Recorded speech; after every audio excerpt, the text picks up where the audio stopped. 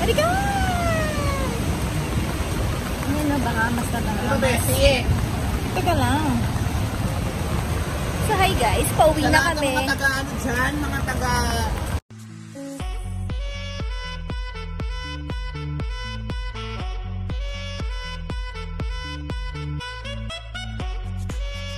Hi guys! Welcome back to my channel. So for today's vlog, samahan niyo ako guys kasi nandito kami ngayon sa aming workplace at katatapos lang namin maglimas. Ayan, ginutom ang aking beshi. Alam niyo ba guys na sobrang 2 araw na kaming naglilimas dahil pinapasok ang salon namin at syempre ang office namin dito. Pero guys, kahit papano, hindi naman kami nagre-reklamo kasi ang importante buhay kami at may trabaho pa rin kami. So ayan guys, ang Olongapo City. Half ng Olongapo City yan guys hindi pa yan ang buo. Pero may mga ibang part talaga na binabaha at ito nga yung isa sa pinaka main heart ng Olongapo, ang Rizal Avenue. That time guys, medyo may baha-baha na yan.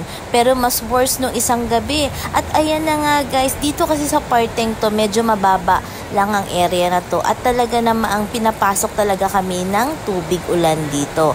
Alam nyo ba guys na hindi naman ako nagbobota, pero dahil sa umuulan at binabaha talaga kami, natuto na ako magsuot ng bota. Isama nyo pa ang kapote at madilim na naman nga ang kalangitan. So nagre-ready na naman kami dito guys para at least itinaas na rin namin ang aming ibang mga gamit, ang aming mga papel para kahit papano hindi naman masisira or mababasa ng baha. So again guys, samahan nyo pa rin kami lagi at syempre guys, dasal tayo na huminto na talaga ang ulan. At yan, kakain muna ako ng cake kasi medyo nagutom din ako. Birthday din ka pala ng aming isang staff dyan. Kahit umuulan, syempre hindi pwedeng magpatinag sa dami ng trabaho dito ngayon sa opisina.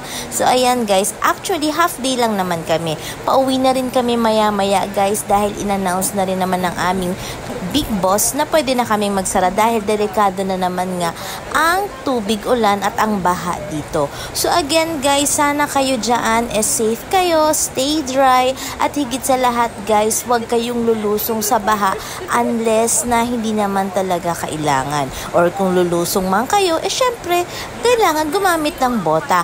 Ayan guys, ang rescue, ang fire rescue, syempre nag-iikot-ikot sila para naman kahit papano kung merong emergency, talagang matatawag na kaagad sila. Ready naman ang Olongapo kasi kahit papano, may mga rescuer naman talaga. So ayan guys, ito lang ang nakakatuwa sa mga Pilipino, no? Kahit na talaga may trahedya, may bagyo, may baha, talagang nagtatawanan. So again guys, samahan niyo pa ulit ako sa mga susunod ko pang mga vlogs dito lamang sa aking YouTube channel. Wala munang reaction, vlog muna. So again guys, bye-bye! Sabi ko, hi, hindi hello, char. Alam mo, yan yung sakit ng mga Pilipino, yung pagiging tanga. Sinabi na nga hi, sabi mo hello. Heart ka talaga, kasi ang inate sa shock, malamang.